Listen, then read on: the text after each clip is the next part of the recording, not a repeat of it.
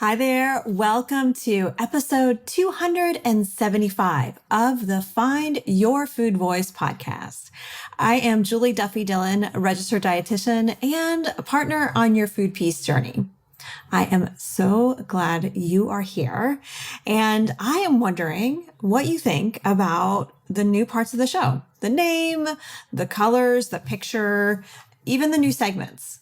We are just super curious what you think. Give us feedback at info@juliedillonrd.com. Anything that you want to say, we are listening.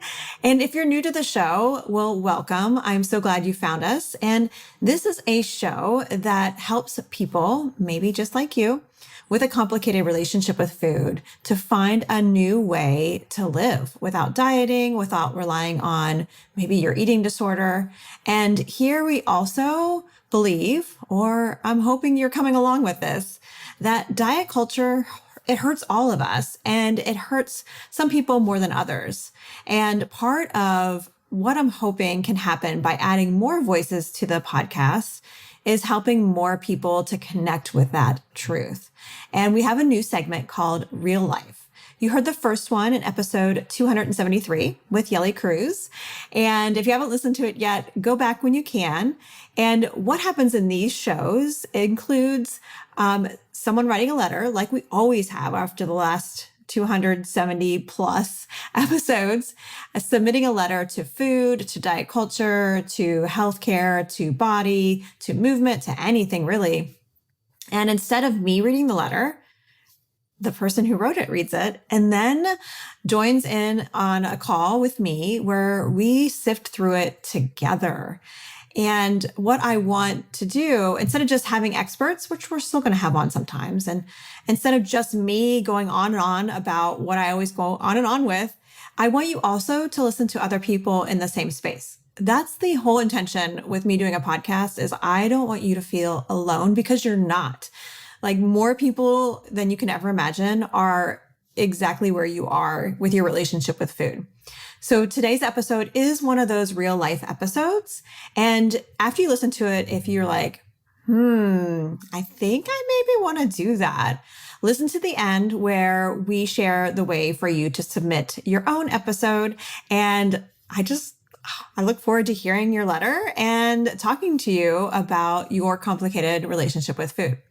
But like I said, this is a real life episode and it features Coleen Bremner. So Coleen is someone just like Yelly who has been working with me for the last 6 months or so.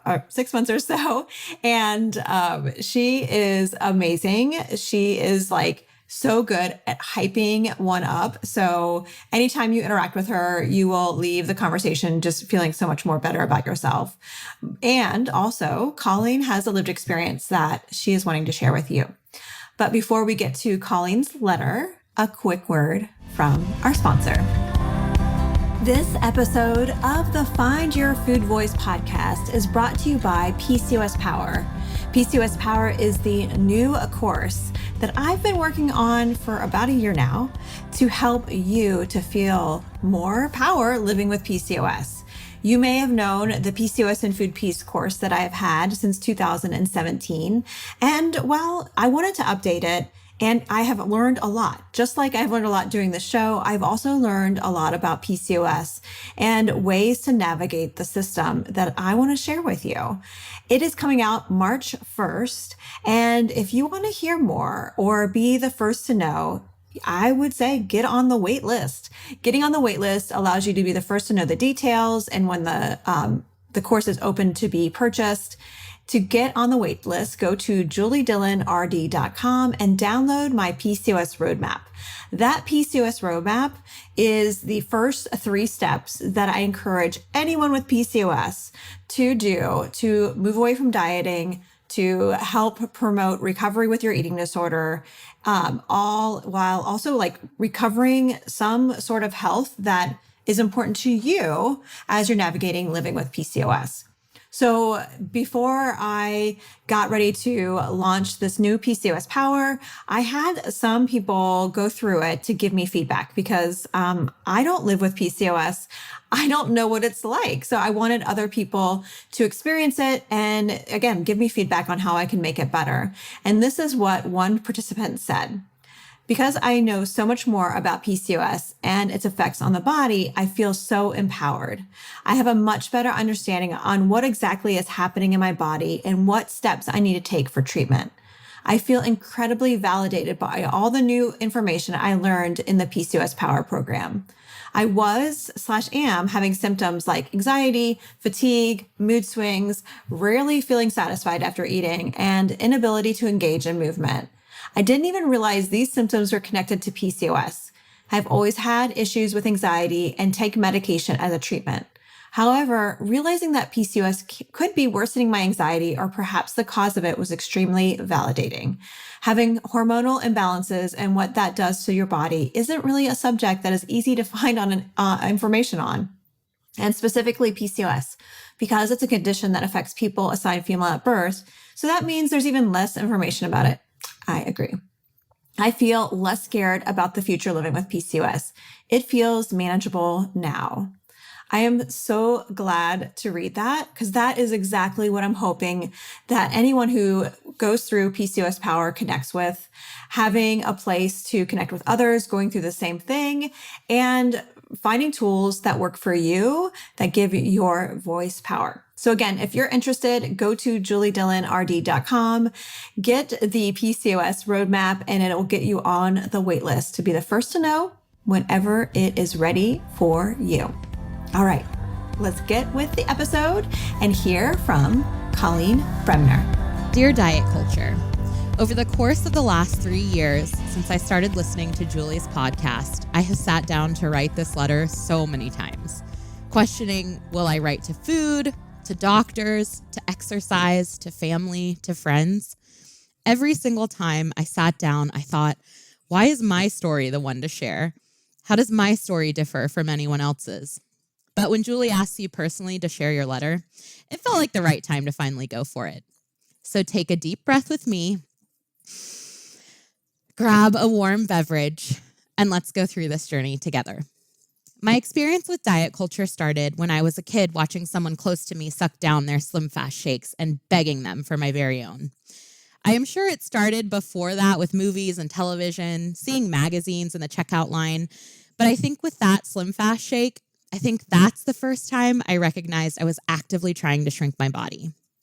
No matter how many times I was told I was unique or special and it's good to stand out, our culture shared a different message. It's better when you fit in, when you look like everyone else, when you don't upset the status quo. These beauty standards are impossible to keep up with. Look at how people have changed decade to decade. These standards keep the same people in positions of power and the marginalized groups exactly where they belong, below people in power. This all led me on a tumultuous journey with food and dieting. When I turned 16, I found out a friend in my high school choir was on a weight loss drug she had been using for a year, and I could tell. I complimented her on how fabulous she looked and asked her what she did. I recognized boys noticing her and people flocking to tell her how incredible her transformation was. I promptly went home and asked my mom to take me to the doctor to go on the same drug. Naturally, the doctor agreed because I was, in their eyes, the O word.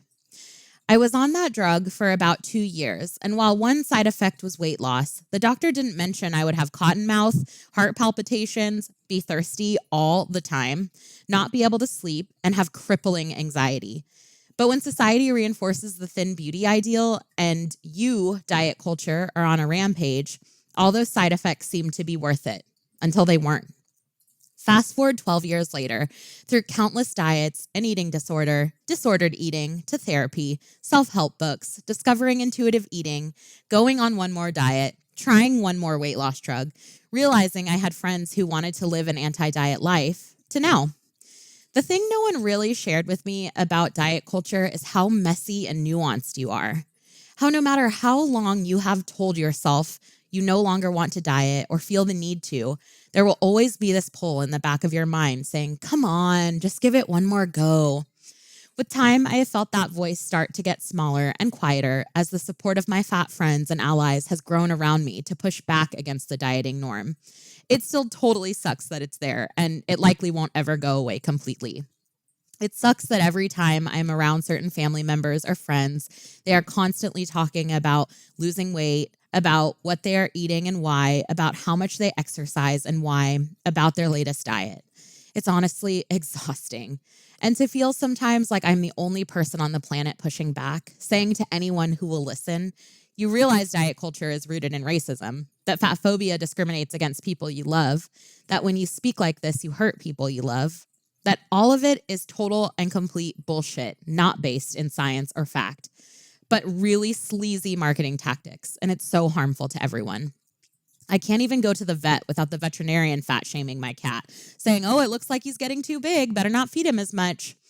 No matter how many times I share this message, set boundaries for myself, stand up, sit down, speak out, walk away, diet culture, you remain the constant parasite of my life I can't be rid of. So the purpose of this letter to diet culture is to share just that. This is messy and nuanced. It's not going to be all packaged up, tied with a pretty bow. When I decided to close the door on dieting, I opened a door to facing the challenges that come with that decision. I don't regret my choice. I am so happy my life isn't dictated by my food choices and exercise habits anymore. But I also grieve the comfort, control, and even relationship building dieting brought with it. So if you're listening to my letter to diet culture now and you feel similarly, I just want you to know you're not alone. You can totally find your food voice. And the journey you're on, while incredibly challenging, is so worth it. Signed, your fat companion, Coleen.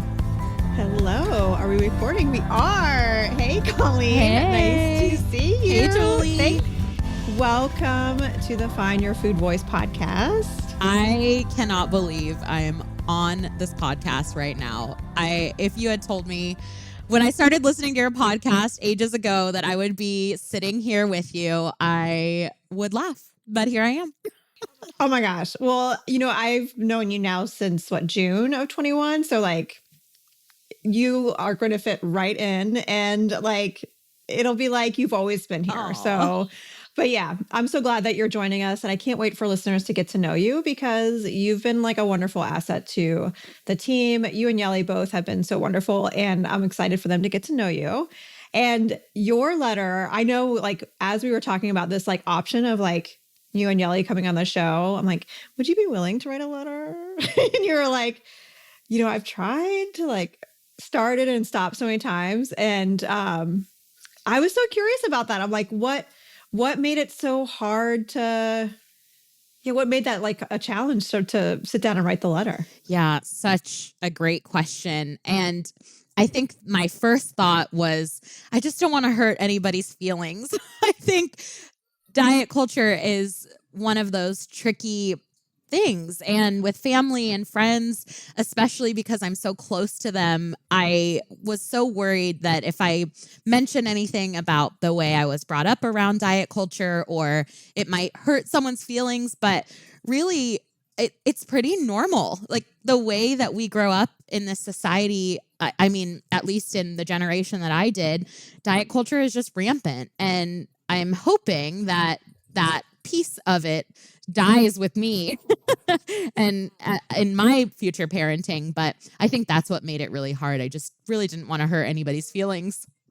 Yeah, there's a ripple effect to all this diet culture stuff. And I guess then also by turning your back to diet culture or trying to also has a ripple effect. So it's going to maybe possibly hurt other people in the process. Is that what you're saying? Absolutely. And I think I mentioned that in my letter as well, but just the challenge of now setting boundaries and saying, this is not something that's up for discussion anymore with me, or this is something that I really can't get behind when they start telling me about their latest and greatest trend. It's also difficult and challenging because it's you close a piece of your relationship with some of those people so that you can open more of a relationship with yourself.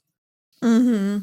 Yeah. And, that's something that really highlights the importance of doing this work and really putting the energy and the anger, all that on diet culture. Yeah. And not the dieter, Yes. and I, depending on where a listener is on their journey, they may find that that's just too much right now to ask for. And, that makes sense. And for a lot of people as they come along, that's kind of what ends up happening is there's a sense of compassion for people who are still in it and also really hating on diet culture, not the people. And just wanting everyone to be on board with where you are, maybe in your own journey, just hoping that at some point in their lives that the veil is taken off and they see it too. But that doesn't always happen. And coming to terms with that can be tricky. Yeah. I have a question I have for you that I'll wait to ask it because I think it's more appropriate later. But that whole veil lifting is really interesting. But something about your letter that you talked about that I thought was I was really impressed that as a kid you could name this, but then also I think it's something that a lot of times people kind of feel, but they may not be able to name. Is that being told, hey, you're great and special, like every child is, but then also getting this but you need to fix something. How, tell me about that part. How did you notice that disconnect? Or do you remember what that was like for you? I think I remember my parents did a great job of always, setting out you can do anything you put your mind to, and you are unique, and you're so special and different than everybody else. And then being at school and seeing people in a certain body type or a certain way receive more attention or more compassion maybe from teachers and educators, and just seeing that and being like, well, I get my parents are telling me one thing, that I'm super awesome the way that I am, and then I get in these other situations where that definitely doesn't feel like the case. And even some of my parents' friends making comments about my body or saying things, and not with my parents around, because I do think my parents would have said something, just having that happen and realizing okay, well, yeah, I am different. Something about my body must not be correct, because people wouldn't be treating me this way if that were the case. Mm-hmm. That's a lot for a kid to hold on to. Yeah. Yeah. And I would imagine, especially someone who's young, we don't really have words to name feelings a lot of time, but also feeling these two different things that are pulling against each other and how complicated they are. It's really normal and natural then to okay, let me fix myself. Yeah. And when you look up to people, I mean, even not just my peers, but when you look up to parents, friends, teachers, doctors, even when you're younger, you think, oh, these are the people that have all the answers. So you inherently trust them. And to be told, even at those middle school, high school years that, well, actually you need to make yourself smaller. It's definitely something that I think a lot of folks go through, and maybe some of our listeners have that similar experience. Mm-hmm. Yeah. Yeah. Something about your high school years was really, it seemed pivotal. Ooh, yeah. Isn't it for everyone? Yeah. Well, I mean, that's true. I didn't word that very well because I have a middle schooler right now, and I'm like, you couldn't pay me $1 million to go back to that. But also, your relationship with food was complicated. And I think, dieting is always dangerous, but there was something about witnessing a friend in your choir go through all that weight change that seemed like when it pivoted to be dangerous. Yeah, totally. And all or nothing, yes. I'm going to do this. Yep.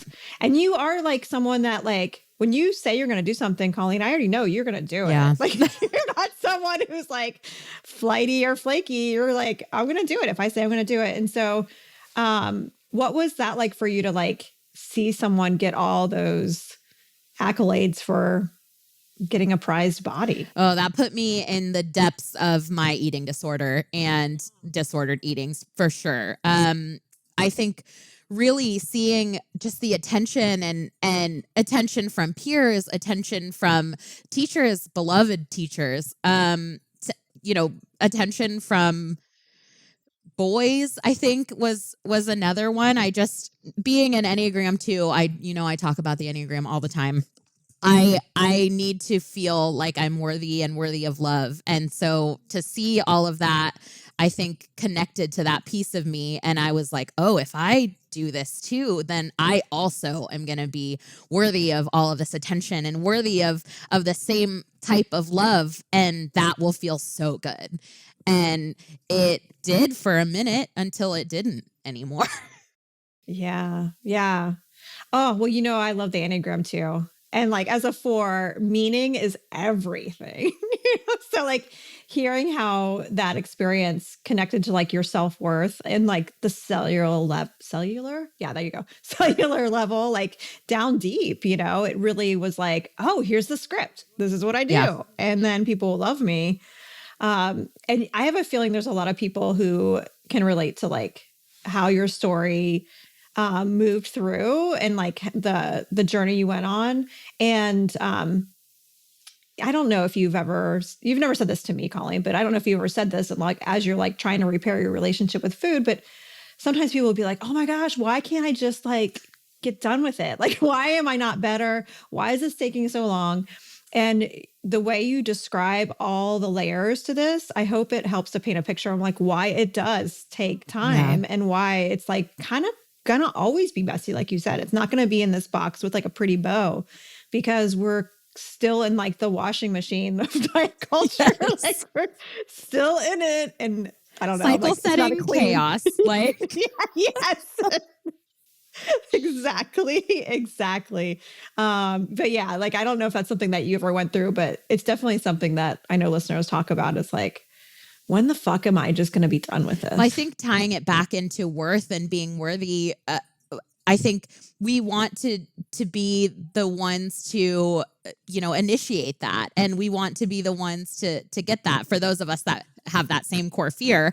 And so I think that, diet culture teaches you when you are in a diet that you have rules to follow and you have to be strict on those rules. And because I am a go-getter and a doer, moving into food freedom and moving into intuitive eating, I was like, perfect. Another intuitive eating, another rule that I can follow, another thing that I can jump on board with, which it's not really how it works.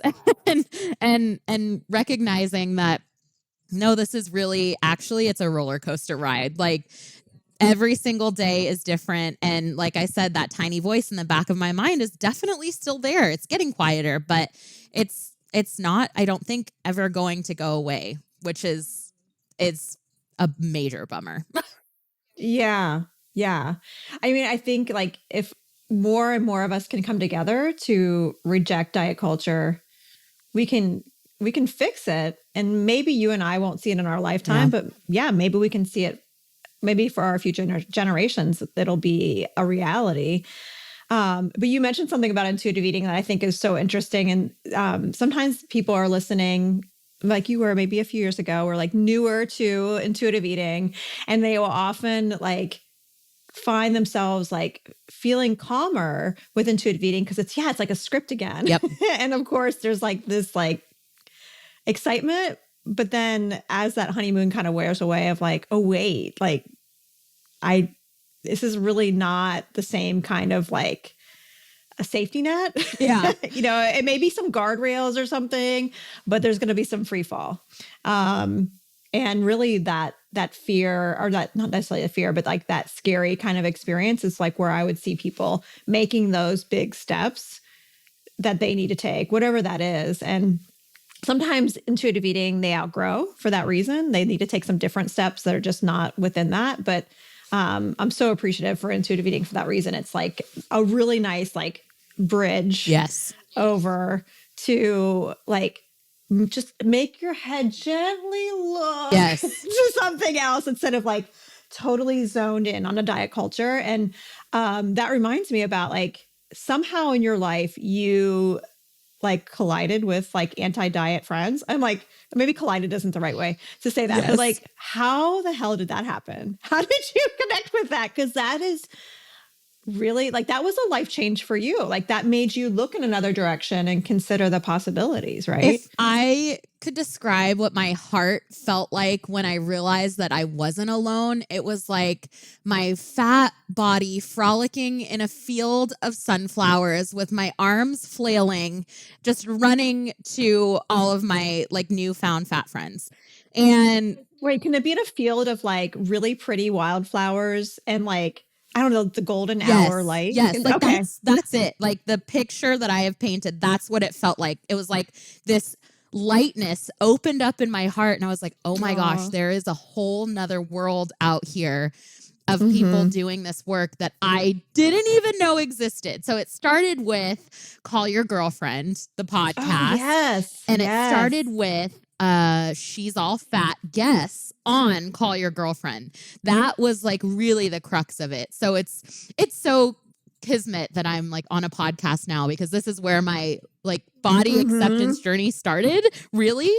And it's like all coming full circle. It's very cool. Um and I just think I love it. that realizing, okay, wait, there are other people out here doing this work. That put me in like a deep nosedive into what like different things they were talking about: intuitive eating, body acceptance, body neutrality, moving away from body positivity. I was like, what? I thought body positivity was a good thing. Like figuring out all of these different ideas. And then I started talking about it because we all have a circle of influence. And I realized one of my best friends was like, yeah, I'm like really on board with what you're saying. Like, this makes perfect sense. And I was like, whoa. So then, we reached, I was on Facebook at the time. I'm not on Facebook anymore, but there was this group of She's All Fat Patreons that had a Facebook page. So I joined their Patreon and then found like all of these incredible people, and have since just made through Instagram. I mean, social media, I think, can be used for evil, but dang, it can be used for good too. Yeah. I didn't know it transpired in that way. That's so cool. Yeah. That's so, so wonderful. Yeah. Podcasts have been a really, I really wish I would have had podcasts when I was starting out as a dietitian, because that was something that like the first 3 years, knowing that I didn't want to teach people how to diet, but thinking that was the only way that I could work. And then I went to a conference and Evelyn Tribbley was there, one of the co-authors of Intuitive Eating, and hearing her speak, I was like, oh, there's like a whole group. There's like a club of people like me.